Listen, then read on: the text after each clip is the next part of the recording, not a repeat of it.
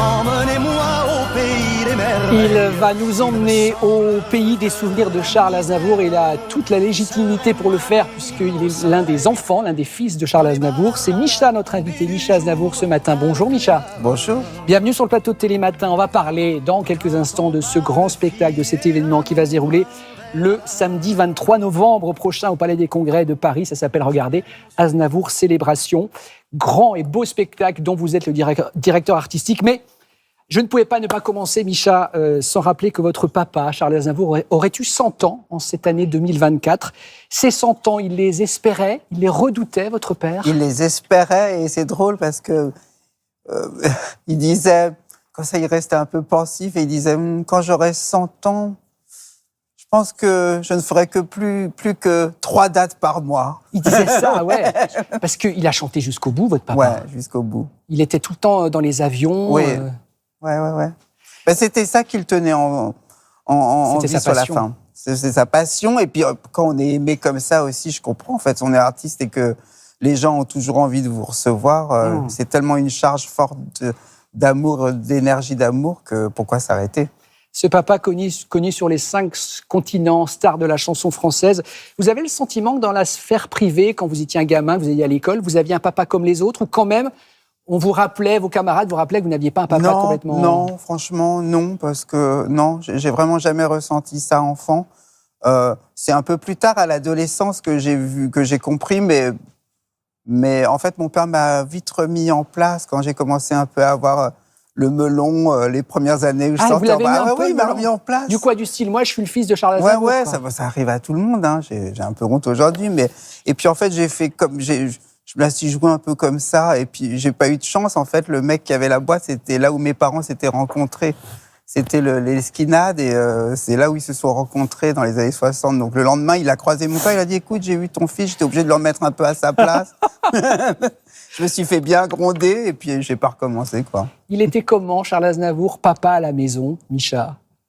Il était très aimant, il était, je pense, comme tout bon père digne de ce nom, en fait. Mais sévère, par exemple, par rapport aux études? Non, pas, franchement, pas, non. Mais il vous encourageait à bien travailler à l'école, quand même?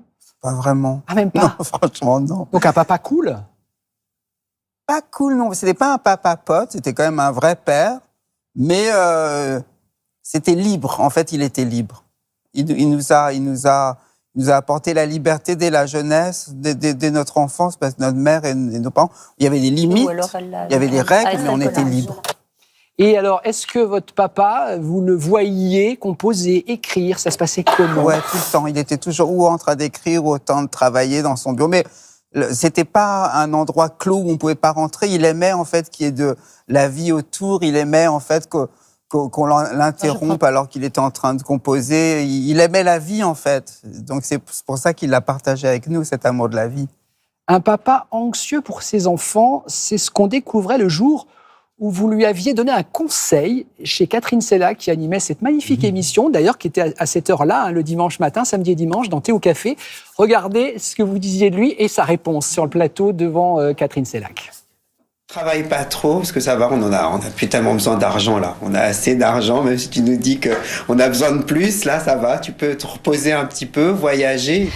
Charles Aznavour, quand votre fils disait, bon, voilà, maintenant on est à l'abri, sois tranquille, c'est une préoccupation de tous les instants pour vous. Ah oui, absolument. Je dors pas la nuit, moi, pour des bêtises. Et ma femme me dit toujours, mais enfin, ils sont grands, tu t'es débrouillé, ils vont se débrouiller.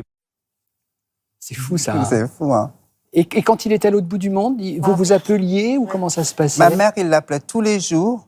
Nous, on s'appelait pas... Moi, j'étais pas très tournée. C'est ma sœur qui allait beaucoup en tournée. Moi, je m'ennuyais un petit peu. Ouais, moi, je m'ennuyais en tournée. Ah oui? Parce que, en fait, si c'est pas votre vie, il se passe... Ouais. C'est comme là, si on va sur le plateau... C'est routinier, c'est toujours la même chose, c'est ça, en fait. C'est pas très... Enfin, on n'a pas le temps... Si on ne fait pas partie du métier, on n'a pas vraiment sa place. Ouais. Alors, une fois, c'est sympa parce qu'on voit, mais au bout de 3-4 fois, c'est toujours pareil. Mais ma mère, il l'appelait tous les jours. Et moi, en fait, dès qu'il était au repos Moi, je venais le voir, par contre, chez lui, je préférais rester 1 semaine, 2 semaines, 1 mois à Mouriès avec lui. Mouriès, donc dans le sud, dans Luberon, c'est ça, hein, Mouriès.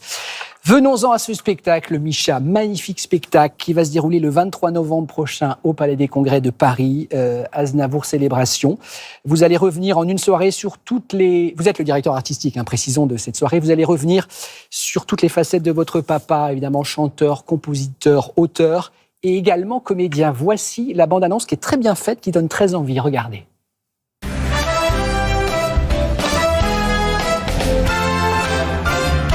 J'ai travaillé des années sans répit, jour et nuit, pour réussir, pour gravir les sommets. Vous me voyez déjà en haut de l'affiche, en 10 fois plus gros que n'importe qui, mon nom s'étalait.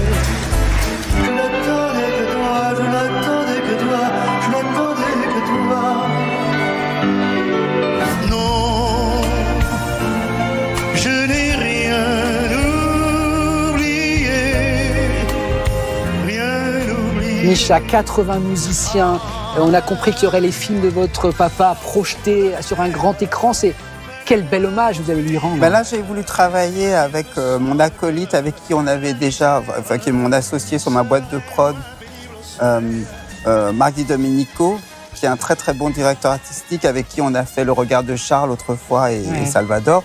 Et là, on a retravaillé en fait une émission avec Thierry Chabreau, un spectacle qui va être entre Le Regard de Charles, en fait très très émouvant, où il va y avoir des images de lui, surtout toute une partie qu'on ne connaît pas de lui d'acteur, et aussi toute une partie un peu encore de choses un peu plus intimes. Il a joué dans plus de 80 films, je crois. Il était fier de sa carrière de comédien. Films même plus de 100 films. Ouais. Donc, très beau spectacle. Des invités qui vont venir chanter. Alain Chamfort reprend sa jeunesse. Thomas Dutronc, les 2 guitares. Sylvie Vartan, La plus belle pour aller danser. Et Antoine Delier, une super jolie reprise de Comme ils disent. Sylvie Vartan, on le rappelle, hein, La plus belle pour aller danser, c'est votre papa, c'est Charles Aznavour qui lui avait écrit cette chanson en 1962, si ma mémoire ne me fait pas défaut. Vous restez avec nous encore quelques minutes, Micha, s'il vous plaît. On va marquer une petite pause. Adrien Roard va nous rejoindre. Il a retrouvé dans les archives de la télé des documents incroyables. À mon avis, vous ne les connaissez pas. Charles Aznavour, totalement inattendu. C'est dans quelques instants. À tout de suite.